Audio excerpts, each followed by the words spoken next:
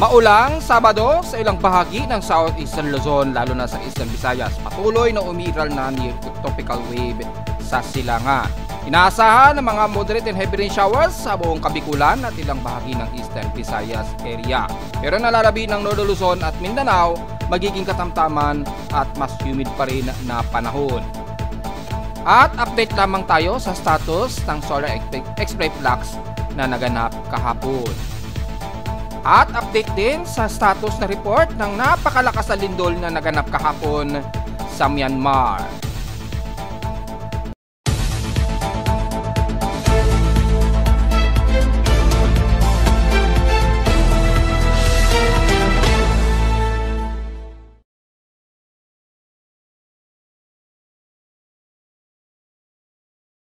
Hello, good morning mga folks. Welcome po muli sa ating Daily Weather Bulletin at Analysis para sa araw ng Sabado, March 29, 2025.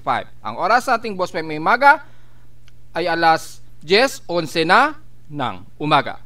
Kung mapapansin nyo mga folks, medyo gloomy tayo at nakakaranas tayo ng mga light drizzle rains dito sa Metro Manila. Actually, kagabi pa po nagaganap yan na nagkaroon na tayo ng medyo gloomy at mga light drizzle rains gaya ng ating forecast din kahapon. At makikita natin sa ating Doppler radar imagery na patuloy pa rin ang accumulated ng water vapor mula sa silangang bahagi pa rin. Dulot pa rin ang tuloy-tuloy na tropical wave na dumadaloy. Yan ay bunsod pa rin ng salubungan ng easterlies at yung mataas na accumulated water vapor sa silangan. So expected po yung dala niyan ay mga kalat-kalat at mga moderate and heavy rain showers lalo na sa may bahagi ng Bicol region at Samar region area at iba pang nalalabi sa Visayas. At base sa ating lightning detection system, meron tayong at least 40 lightning strikes ang nadetect ng aking aparato so far. Kalimitan sa silangang bahagi pa rin ng bansa at dyan sa may bahagi ng Leyte na kung saan nakakaranas sila ngayon ng scattered rain showers. Sa ating thunderstorm watch, well, base sa data feed ni Pag-asa sa ating dashboard ay nakataas ang NCR na probably magkakaroon ng mga localized thunderstorms daw ang Metro Manila. Well, nadidetect yan since kagabi pa na aking lightning detection system. May mga pagkulog at pakidlat na sunod-sunod. So kasama mula sa Metro Manila ang Bulacan, Rizal, Laguna hanggang Cavite within 12 hour po yan. So obvious naman po magdala ng payong. Sa Northern Luzon naman ang bahagi ng Cagayan at Ilocos Norte ay inasama karanas din o most likely na magkakaroon ng mga localized thunderstorms din at ilang bahagi sa may Visayas lalo na sa bahagi ng Palawan within 12 hours ang forecast din. So as of 10 o'clock AM lang yan ngayon lamang yan lumabas. And the rest ng Visayas area ay nasahan ang halos buong Visayas region na makakaranas ng mga ilang localized thunderstorms din daw mula dyan sa may bandang Biliran, especially ng Kawayan, Almeria, Nabal at Culaba. At sa may bandang Samar naman ang Marabut, Basay at Santa Rita. Sa Eastern Samar naman ang Lawasan, Balanggiga at Gipolos at Giyan, Eastern Samar. Sa Leyte naman kasama ang Tacloban at Babatngon. Sa Palawan naman ang Bosnuaga, Culyon, Rojas, San Vicente, Taytay at Agutaya. So inaasahan daw magpipresyo siya ng mahigit 1 o 2 oras. Depende yan sa magiging pasok ng forecast niya. So expected po na maging alisto at magdala na lamang ng payong just in case dahil mataas ang water saturation dyan, lalo na sa bahagi po ng Visayas. So expected po yan sa buong Visayas din at Southern Luzon especially ng Bicol region na makakaranas kayo ng mga kalat-kalat na pag-ulan din. Sa ating current conditions, overcast, gloomy, humid po tayo. So mataas pong humid lalo na sa may kanluran na kung saan mayroong matinding sikat ang araw ngayon, lalo na sa may bandang Mindanao at extreme Northern Luzon. Overcast and gloomy po tayo, humid at overcast base sa aking weather station sa Caloocan.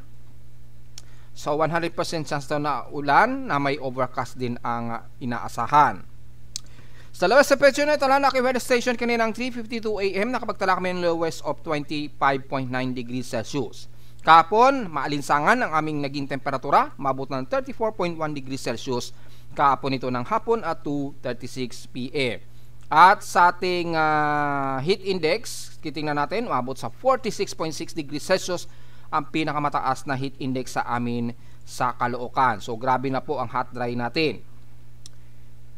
Kung tatabi naman natin sa PX Extremes in past 24 hours, nangunguna sa napaka-mainit na temperatura ang Subic Bay pumitik ng 37.4 degrees Celsius ang grabing init sa kanila. Pinakamataas na yan. So grabe kagad, 37 degrees Celsius agad ang temperatura nila. Grabing init. Sa last temperature sa Baguio, maabot ng 18.6 degrees Celsius ang pinaka-lowest sa kanila. So balik dati. At sa Inulan naman ang Masbate, nakaranas sila ng heavy rain showers na nasa 163 mm na total rainfall. Dito naman sa Caloocan, mula kahapon 1.2 meters ang total rainfall lamang sa amin. So light drizzle rain ito. Ganon din ngayong araw na kasalukuyang mayroon kaming 1.2 mm din na total rainfall. So light drizzle rain pa rin po, ayan mga folks. At sa humidity, napakataas po ng concentration, 86%. At pataas ang atmospheric pressure natin at 1011 hectopascals instead dito since last hour. Sa humidity naman 1% lamang ibinaba nito since last hour. So kapag tumaas po ang temperatura natin at mataas ang outside humidity, alam na po natin hot humid po ang resulta niyan. So wag masyadong magpapawis dahil mahirap magpatuyo ng pawis kapag ganyan ang saturation ng ating water vapor sa paligid o yung ating humidity. Hindi agad na-evaporate, nandyan lamang sa paligid. So kapag ka mainit o maalinsangan ng panahon, asahan na halos dodoble na naman yan sa ating temperatura, lalo na sa heat index natin. Pero bagong lahat, silipin ulit natin yung status ng space weather status natin. Natiling na sa M-class category pa rin tayo o M1.7 at unsettled geomagnetic field. Mula pa kahapon, after na magkaroon ng malakas na solar flare na umabot ng X-class, at least 1.1. Ngayong araw ay nanatiling na sa KP index of 4 at persistence yung magiging warning condition nito. Nagsimula ang warning nito kaninang 7 AM, oras ito sa Pilipinas. Pero kung titingnan natin sa NOAA KP index breakdown ay nanatiling mga unsettled lamang ang pinapakita nito. So wala namang pagtaas sa ating geomagnetic field. So mababa ang ating solar radiation, pero 50% naman ang radio blackout possibility. Dahil mula kahapon nagkaroon tayo ng napakalakas na solar flare. Kung babalikan natin yung LASCO satellite probe, yan, kung i-recall natin yung animation, hintayin natin ma-complete load yung frames, makikita nyo po mayroong nag-burst dito sa may bandang 9 o'clock position. Ayan o, lakas o. So makikita na po yung lakas ng burst, nagdulot po yan ng X-class of 1.1 na tumama sa atin sa Earth. Buti na lamang hindi ito direkta sa Earth. At least nagkaroon lang tayo ng at least moderate lamang na solar flare activity, since ang sunspot naman sa atin hindi direktang nakatutok sa Earth so far. Medyo klaro lamang ang nakatutok sa Earth, so medyo safe pa tayo kahit papaano. Mababa lamang ang sunspot number so far at 72. So ibig sabihin ay medyo lihis po siya, pero malawak po yung naging burst niya kahapon, kaya nagkaroon ng matinding release ng solar flare. So yung geomagnetic field hindi masyado ramdam, pero mula kahapon nagkaroon tayo ng X1.1. Kahapon po ito ng 11:20 PM oras natin yan sa Pilipinas. Medyo late ko nang pinost dahil nga po wala ako sa aking pwesto nang naganap po ito. Nasa labas po kasi ang inyong lingkod niyan. So ni-recall lang natin, makikita natin mga kagabi ng alas 11:20 ay nagkaroon ng X1.1 X-flare flux at natapos ito ng 11:43 ng M5.4. So nagkaroon ng malakas na burst ng coronal mass ejection na nag-arrive sa atin kagabi. So yung ating X-ray flux kahapon at least umabot ng almost R3 na geomagnetic field, tumaas din siya at dahan-dahan din itong kumalma. Yung ating photon flux hindi naman masyado naging apektado dahil CME ang bigla ang release niya. Kaya mula kahapon at ngayong umaga ay hindi naman masyadong malaki ang significant impact sa Earth sa ating magnetosphere, since wala namang malakas tayo na geomagnetic activity. Apektado pa rin ang Mid-Pacific, yan lalo na, pero hindi na masyado sa Pilipinas, medyo mababa lamang, around 70 MHz ang ionospheric range error natin, maliban na lamang sa may bandang Mid-Pacific o Southern Hemisphere area na kung saan napakamataas. At mula kahapon ay nagtaas ang ating radial velocity, buti na lang lihis, pero umabot ito ng halos 700 km/s. Yan, makikita dito sa broadband yung branding ng kulay, yan, yung wavelength. napakalakas ng burst niya. Buti na lamang lihis ito sa atin sa mundo. So, hindi masyado naapektuhan na ating D-region ang session. Manatiling 40 to 80 meters ang mahina nating high frequency conditions sa umaga at 10 to 12% naman sa gabi, which is yung probability natin ng solar flare at 43% lamang. Samantala, sa ating high tide and low tide status, maximum high tide po tayo ngayon. So, bukod sa mataas ang high tide natin, ingat din po sa ating karagatan, lalo na sa silangang bahagi ng bansa. Patuloy pa rin makakaranas ng gale force wind. At hopefully, hindi masyadong mataas ang alon. Kung sisilipin natin, yung significant wave height so far ay dito naman sa extreme northern Luzon lamang medyo mataas. Yung forecast na aabot sa 1.25 to 2.5 meters ang alon dahil meron nga pong umiiral pa na northeasterly surface wind flow sa itaas bago matapos ang month of March. So medyo ingat muna at huwag munang pumalaot dyan dahil napakataas ang alon dyan, pero sa buong bahagi ng bansa o nalalabi na bansa sa katimugan, okay naman ang ating alon dyan. Ingat na lamang sa lakas ng hangin dulot ng estelis na nagbubunsod din po yan ng gale force winds. At sa susunod na 24 oras, maring umabot ng 1.25 meters ang alon hanggang Bicol region. So may worry na lamang po sa mga maliliit nating mangingisda kung sakaling papalaot sila ngayong araw. So nanatiling moderate ang ating air quality. So magmask po tayo sa mga sensitibong mga baga. Medyo may thermal inversion tayo dahil masyadong maulap ang ating himpapuwid at hindi masyado nakakataas o medyo hindi masyado umaangat yung ating air pollution. Kaya naglalaro sa moderate o 53 index ang ating air quality so far base sa ating aparato sa Caloocan. So asahan yan sa buong Metro Manila mga folks ha. At sa ating almanac, sumikat ang haring araw kaninang 5:53 AM at inasang lulubog ito mamayang 6:07 PM. At since new moon po tayo, zero illuminated po yan, hindi natin yan makikita. At dahil zero illuminated, sa kabilang parte naman ng mundo ay magaganap ang partial lunar eclipse. Ngayong araw na mismo yan, oras natin sa Pilipinas yan. Magtatapos yan mga bandang 6 pa ng gabi o maggagabi sa atin sa Pilipinas. So ngayong mga tanghali, bandang tanghali sa kanila, dyan sa Europa, makikita po ang partial solar eclipse po niyan. So nireport na natin yan kahapon. So abang-abang na lamang sa mga Pilipino natin sa Europa, makikita po ninyo yan, yung partial solar eclipse na yan. Sa ating local weather outlook para ngayong Sabado hanggang bukas ito ng Linggo, manatiling maulap ang ating himpapurin na may tsansa ng 100% chance of rain. Maaaring hindi dito sa Metro Manila or light diesel rain, sa iba't ibang panig ng Southern Luzon at Eastern Visayas na makakaranas ng mga kalat-kalat na pag-ulan. May mga ilang moderate and heavy rain showers po tayo dahil mataas po ang heavy rain potential dyan sa silangang bahagi ng ating bansa. Bukas ang Linggo, ganun pa rin, stationary na magiging maulap ang himpapurin at chance ng pag-ulan, 26 to 30% chance of rain. Highest and lowest na pressure expected, maglalaro 30 to 31 degrees Celsius and lowest na pressure expected ay nasa 25 to 26 degrees Celsius. So diretso muna tayo sa ating ginagamit na satellite imagery mula sa heavy rain potential. Makikita po ang bahagi nito ng Southern Luzon na mas maulap at nakakaranas ngayon ng mga hihina at katamtamang pag-ulan. Ilang moderate naman and some heavy rain showers naman na mararamdaman ng mga taga-Eastern Visayas. So halos iba't ibang bahagi ng Visayas makakaroon ng mga cluster ng heavy rain potential. So inaasahan natin na may mga moderate and heavy rain shower po mararanasan dyan. Ano ba ang dahilan yan? Bagyo ba yan? Low pressure area ba yan? Hindi po. Tropical wave po yan na nanggagaling dito sa bandang dagat Pasipiko. Yung tropical wave na yan ay bunsod po yan ng water vapor na naitutulak po ng estelis na nagbubunsod po ng regenerative surface trap sa silangang bahagi ng ating bansa.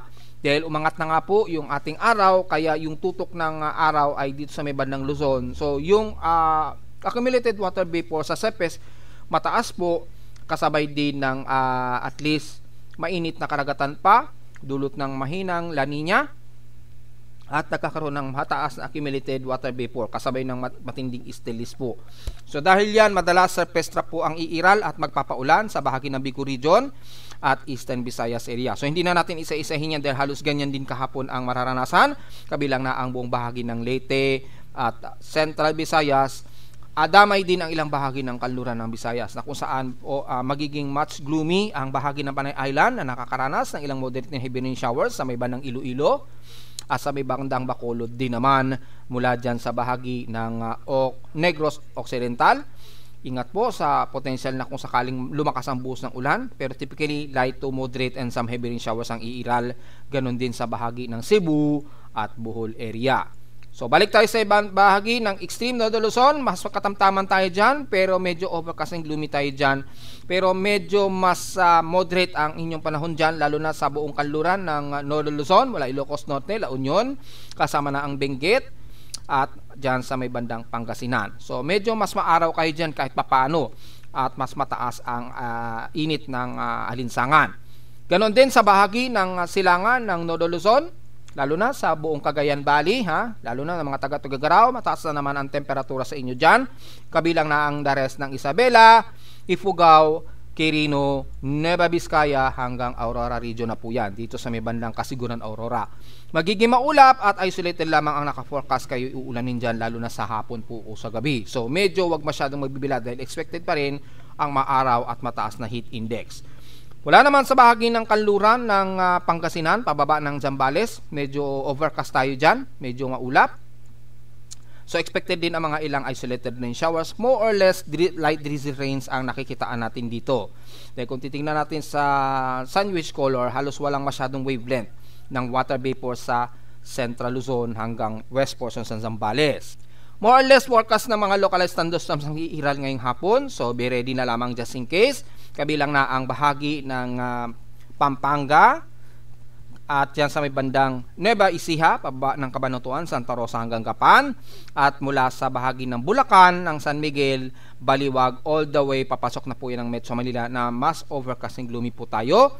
Asahan din ng mga ilang light drizzle rains to some moderate, kabilang na ang buong bahagi ng Calabarzon area. Yan, magiging mas maulap dyan. Lalo na sa may banda silangan ng Quezon Province, dyan sa may bandang Atimonan, Quezon, pataas na yan ng General Nakal at Baler. Asahan din ng mga kalat-kalat na pag-ulan na may pagkilat at pagkulog. So yun po yun ang magiging sitwasyon natin maghapon. At nabanggit na nga po natin sa may bandang Bicol region na karanas ng ilang moderate and some heavy rain showers din tayo dyan. Scattered po ito So mas maulap kayo dyan at asahan ang mga kalat-kalat din na pag-ulan na may pagkilat at pagkulog. Ganon din sa ilang bahagi ng Mindoro, especially dyan sa may bandang Oriental Mindoro mga folks. Bagmat overcast din, asahan pa rin ang makulimlim at asahan ang mga localized thunderstorms.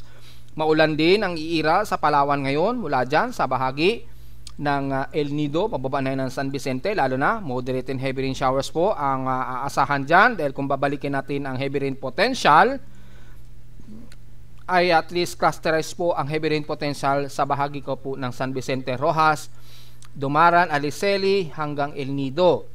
Aabutin ang Puerto Princesa ng malawakang heavy rain showers, so ingat po sa mga potential na pagbaha. Bagamat medyo moderate ang lagay ng panahon ninyo, maya-maya nga lang nagiging gloomy at magiging kalat-kalat ang pag-ulan. Wala naman sa bahagi ng Sopronio, Española, Brooks Point o Batarasa. Bagamat partly cloudy kayo dyan, pero anytime magkakaroon din kayo ng mga localized thunderstorms. Depende sa traversing ng surface strip nito sa buong bahagi ng Kabisayaan. At lalo na sa may bandang kaluran ng Mindanao, nakakaranas kayo ng moderate and heavy rain showers ang Zamboanga Peninsula, lalo na sa dulo ng Zamboanga City at isla ng Basilan at Hulusulu. Maulap din ang Zamboanga del Norte, Sibugay at Zamboanga del Sur, bagamat moderate at overcast din ang lagay ng panahon sa inyo kasama na ng maalinsangang panahon. Maulap din ang buong bahagi ng Northern Mindanao at mas maulan naman ang mararamdaman ng mga taga Surigao region, lalo na sa buong bahagi ng Surigao del Norte, Surigao del Sur and the rest ng Caraga area.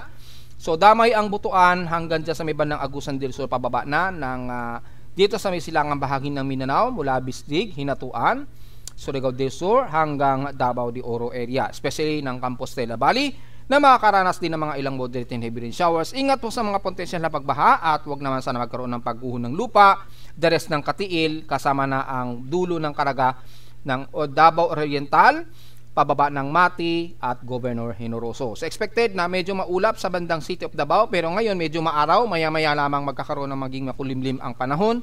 So expected ang mga isolated rain showers and localized thunderstorms. Ganon din sa bahagi ng Sorsogon area, lalo na ng mga taga Sarangani at General Santos. Medyo maaraw sa inyo dyan, medyo humid at maaraw.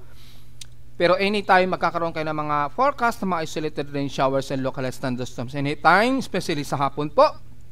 Kaya magdala o importanteng magdala po tayo ng pananggalang sa tindi sikat ng araw bukod sa magiging isolated rain shower. So halos moderate at halos fairly weather ang buong Sorsogon area.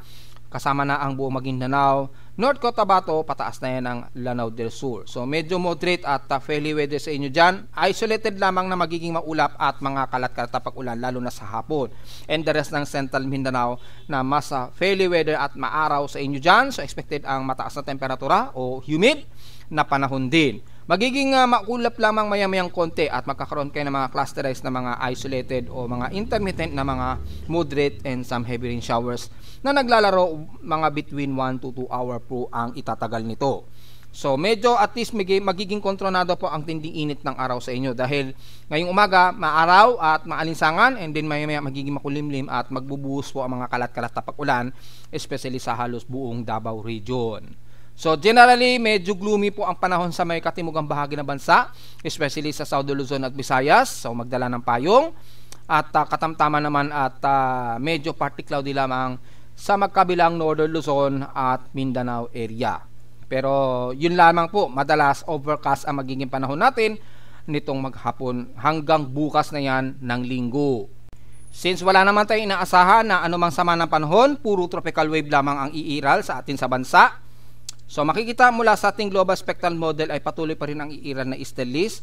Medyo mayroon lamang nadadaloy na ilang northeasterly surface wind force sa Hilaga o extreme Northern Luzon hanggang 30 po yan ng March. Nabanggit na natin yan since isang araw pa na mayroong mga northeasterly surface wind flow dyan. So medyo magiging makulimlim at medyo maulap ang bahagi ng extreme Northern Luzon na yan.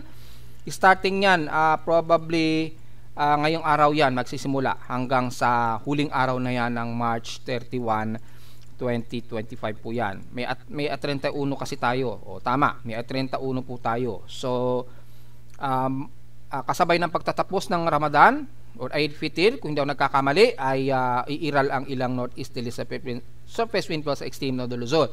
Pero sa lalabi naman sa patuloy pa rin tayong makakaranas ng mainit o maalinsangang panahon dulot ng tuloy-tuloy na easterlies na magre-resulta ng madalas na tropical wave na mabubuo dito.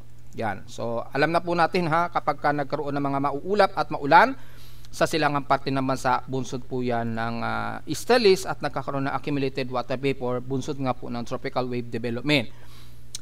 So yung remnants na rin kasi ni 96W sumama na rin dyan kaya nagdulot po ng matinding pag-ulan mula pa kagabi, kahapon dyan sa may bandang Eastern Visayas area. Pero wala tayong nakikita na anumang pamumuo ng anumang sama ng panahon at patuloy tayong makakaranas ng hot dry season pa rin o hot dry temperature hanggang this coming week days na po.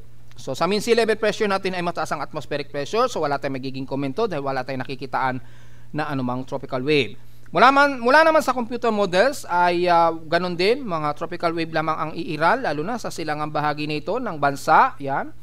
Typically yung combination na yan ng tropical wave, yan, yung binilugan ko na yan, madalas mararamdaman natin yung daloy na yan ng tropical wave.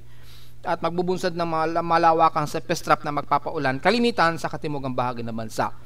Depende, naaabot sa NCR pero medyo mas hot dryer tayo sa Metro Manila at extreme Northern Luzon. Hindi kagaya sa may bandang katimugan nga po ng bansa na mas gloomy po sa kanila at asahan ang kalat-kalat na pag-ulan. So wala tayong nakikitaan, maging KSMWF, patuloy lamang na tropical wave ang iiral, ayan. At kay NABGEM ganun din na pinapakita. At wala tayong nakikitaan anumang forecast of any potential low pressure area hanggang this coming weekdays na po. So wala tayong masyadong komento dyan mga folks. At ito nga, i-recall lang natin dahil wala kasi ang inyong lingkod kahapon, nasa labas po nang magkaroon ng napakalakas na paglindol dyan sa Myanmar. Yung epicenter niya sa Myanmar. Na-detect na pala ng aking seismometer. Oras natin sa Pilipinas yan, mga bandang 2:24 PM po. Yan, 2:24 PM po ang naganap niyan. Epicenter niyan sa may bandang Myanmar pero damay hanggang Thailand po at southwestern part ng China. At gaya na ating analysis, napakataas ng devastation ng naging damage niya at within 1.35 microsecond peak ay nagdulot ito ng malawakang tremor, na umabot ng intensity 6. Base sa aking measurement, intensity 6 po ang inabot ng pagyanig nito sa may Myanmar. Ito yung epicenter niya. So, paano nagkaroon ng malaking damage hanggang Thailand? Since halos mga around 600 to 900 km mula yan sa may bandang Bangkok, Thailand hanggang Myanmar yung distansya, at umabot ganung kalaki ang naging damages niya. So, kung titingnan natin sa World Seismic Monitoring, yan, ay makikita po natin, i-load natin yung isang full screen natin para mas madali nating madidistinguish. So, isi-select natin yung magnitude 7, then nagkaroon ng magnitude 7.7 dyan sa may bandang Myanmar. Ayan po yung epicenter niya. Halos malapit, ilang kilometro lamang ang layo mula sa Mandalay ng Myanmar. Yan, base sa aking measurement ng ating traveling times, intensity 6 po ang inabot nito. So, kahapon po ito, oras sa Pilipinas, 2:20 po. Yan, ito yung mula sa International Seismic Network natin.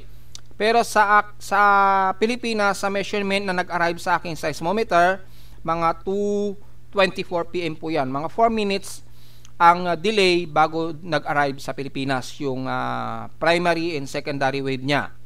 So, 10 km po ang epicenter depth niya, napakababaw, at since napakalawak ng kalupaan ang naging generative ng kanyang epicenter, grabe ang naging damage.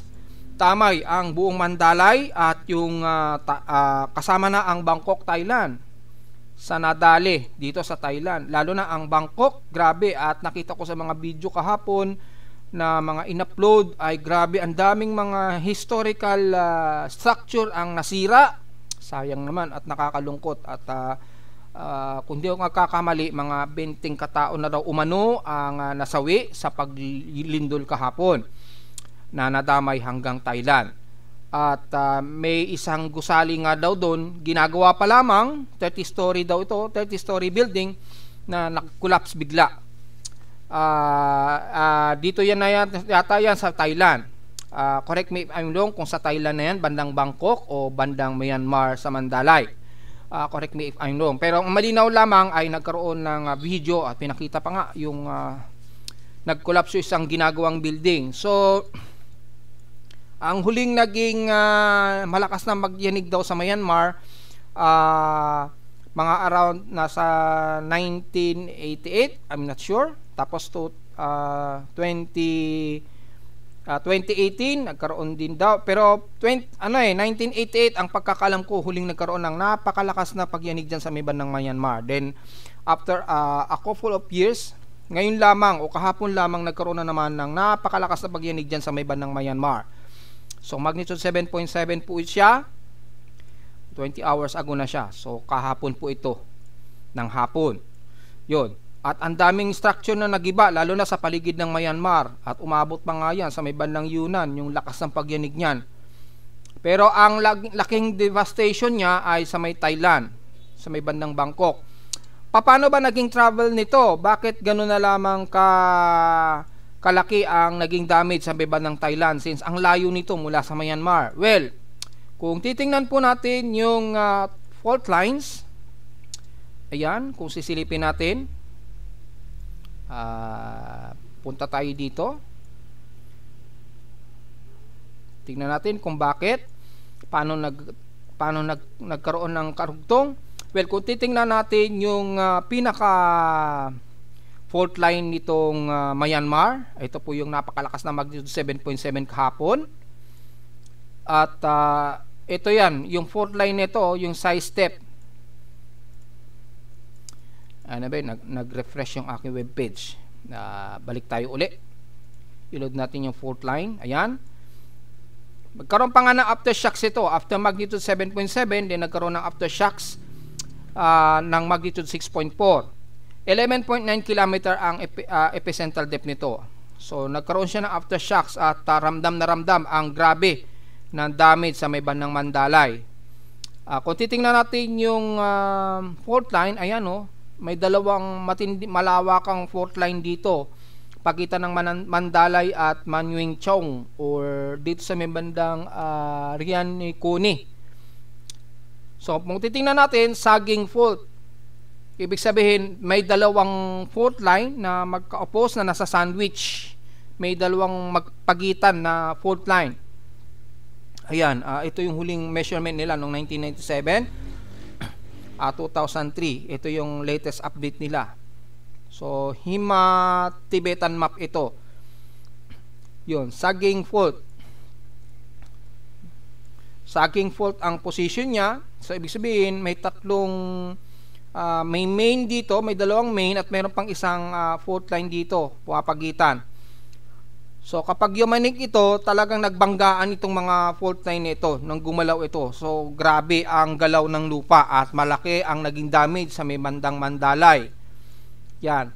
At umabot yan sa Thailand kasi kung titingnan natin yung main fault, ayan, bumaba ito.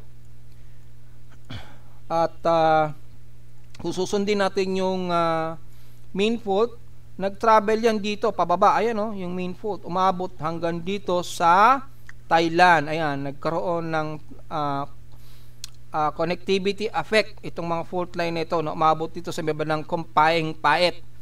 And then gumalaw yung tectonic plate nito, nagresulta po ng grabe ang pagyanig sa may bandang Bangkok.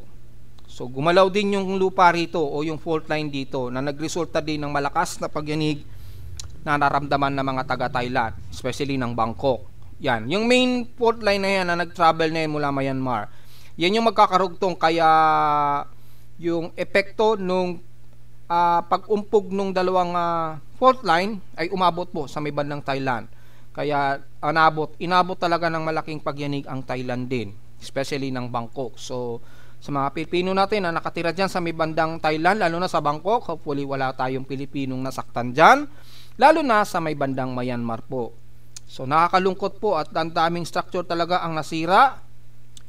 May mga tulay pang nag-collapse din na tulay. So grabe po ang nasaksihan natin kahapon. Nasa labas po kasi ang inyong lingkod niyan, kaya hindi ko agad na i-report. Follow-up report lang ang naging report ko kahapon yan nung nagaganap ang pagyanig.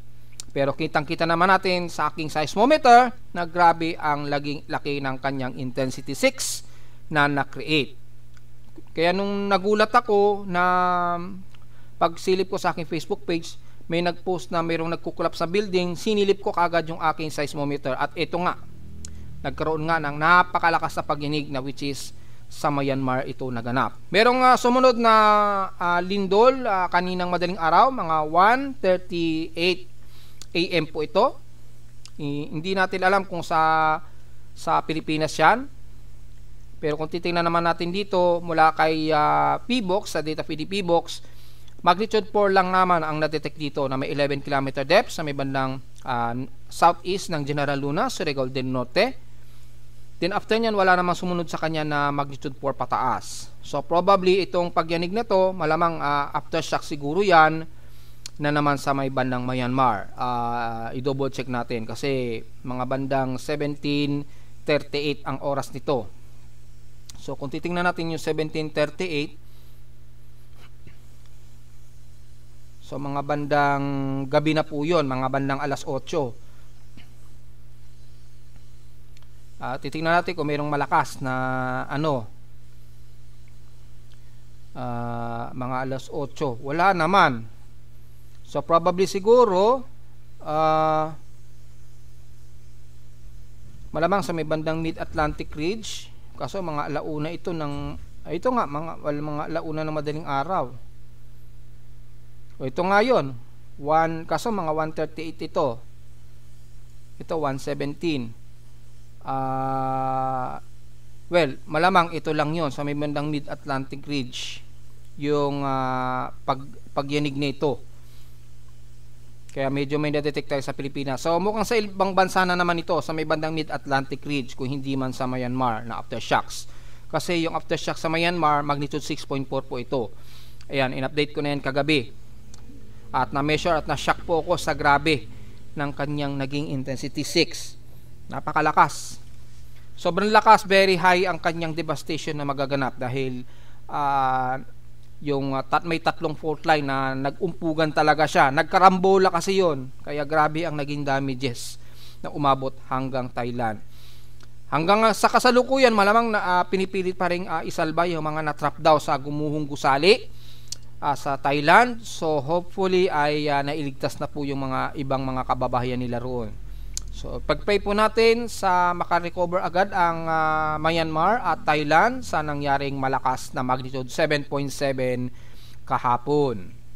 So kung babalikan naman natin ang ulat ang ating historical earthquakes, kung nakakailang total earthquakes na po tayo for the month of March, since mga 2 araw na lamang po ay April na po kasi. So mga 2 araw na lamang is April na. Tingnan natin kung aabot ito ng 1,000 at least o mahigit sa 1,000 total earthquakes. Well, base dito na sa total of 899 total earthquakes po tayo. 859 dito sa magnitude 2.0 pataas, 37 sa magnitude 4.0 pataas, at nanatiling 3 ang ating magnitude 5.0 pataas. Again, dinegrade po kasi ni PBOX yung pagyanig dito sa may bandang Baler. Na supposed to be magnitude 5 yan. So, dinegrade na lamang nila nitong kahapon ata, isang araw.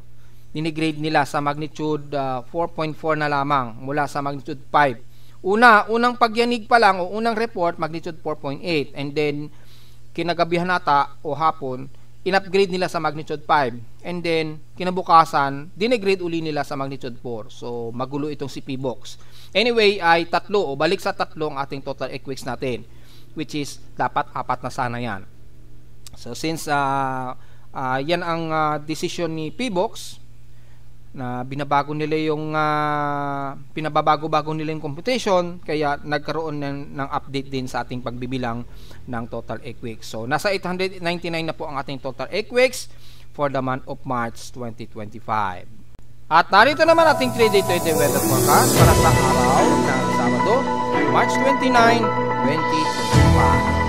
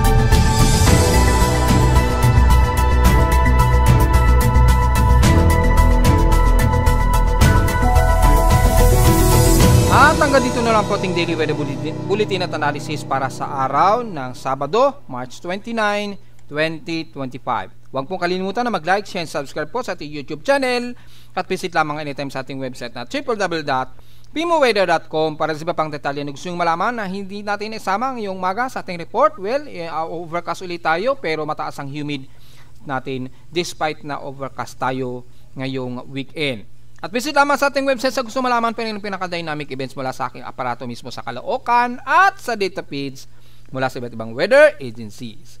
Maraming salamat po mga folks at magandang araw po sa ating lahat.